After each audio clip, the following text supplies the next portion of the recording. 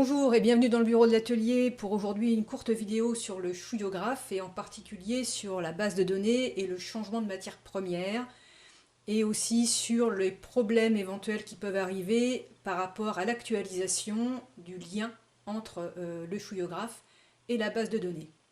Alors on commence par le changement de matière première. Donc vous avez téléchargé votre chouillographe, vous avez téléchargé la base de données, enregistré dans le même répertoire.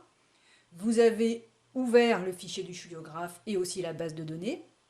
Et vous avez cliqué sur autoriser l'actualisation des liens dans le chouillographe. À partir de là, on est ici. Donc il y a les matières premières qui étaient déjà sélectionnées dans le chouillographe avant que vous ne l'utilisiez. Et donc la base de données que voici, avec toutes ces matières premières. Donc imaginons que vous changez le nom d'une matière première. Là, par exemple, le carbonate de chaux, ben moi je préfère l'appeler craie. Voilà. Et j'enregistre. Alors éventuellement, j'ai changé la composition, hein, peu importe.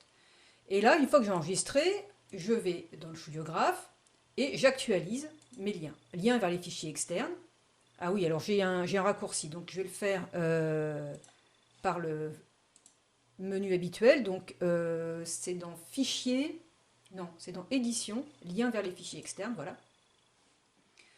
Actualiser, et je ferme, et donc panique à bord, il y a des divs par 0 partout, et il y a une erreur base de données. En fait, c'est que ici, il y a la sélection précédente, carbonate de chaux. Or, le carbonate de chaux, il n'existe plus puisque j'ai changé son nom. Donc le chouillographe n'y arrive pas. Il faut mettre la bonne matière première, sélectionner le nouveau nom de la matière première, donc qui maintenant s'appelle craie. Et quand on le sélectionne, tout rentre dans l'ordre. Donc ça, c'est valable si vous changez le nom d'une matière première déjà enregistrée. Maintenant, si dans la base de données, vous ajoutez une nouvelle base de données, quelle qu'elle soit, ah bah alors, hop, quelle qu'elle soit, voilà, donc je recommence, voilà, coucou, et je mets 3 et 2, je mets une liste 1 et j'enregistre. Bon, on est d'accord que, bon, je vais quand même mettre 60 ici, ça me défrise un peu, voilà.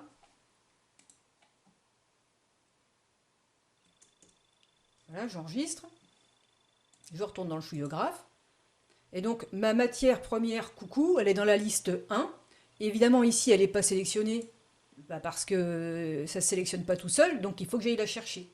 Mais avant, évidemment, là, ça actualise. C'est pas actualisé, donc le nom n'apparaît pas. Donc j'actualise mes liens, je ferme, et je trouve matière première, coucou, en bas de la liste. Voilà. Voilà pour la première question sur les matières premières. Maintenant, je vais resélectionner les bons trucs. Ah bah j'ai plus mon carbonate de chaux, mais c'est pas grave. Maintenant, la deuxième question. C'est bah, ça s'actualise pas. Voilà, j'ai changé mes matières premières, mais ça s'actualise pas.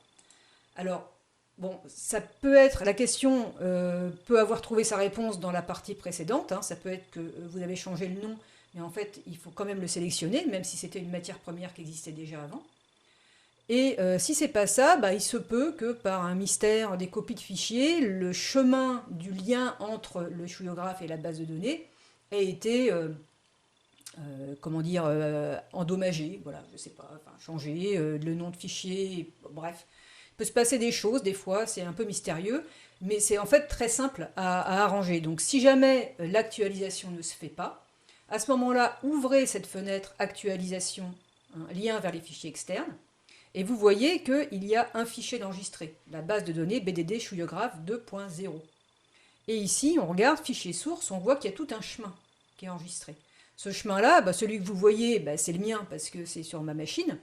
Mais sur la vôtre, normalement, ça se met tout seul. Si ça ne le fait pas, eh ben, c'est pas grave. On va aller cliquer là-dessus, modifier.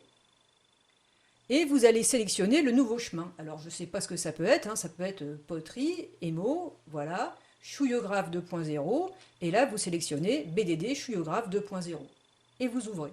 Voilà. Et là, eh bien, vous enregistrez, vous actualisez et vous fermez. Et voilà, le chemin est remis en place. Par rapport à ces deux questions qui reviennent assez souvent, C'est tout ce que j'ai à dire. Alors parfois c'est simplement le nom de la base de données. À un moment il y avait le point du fichier, du nom de fichier qui s'était transformé en tiret, donc ça ne marchait pas, etc. Donc là, si vous avez compris cette manœuvre-là qui consiste à aller refaire le chemin, bah, ça ne peut que fonctionner correctement. Donc il n'y a plus de problème.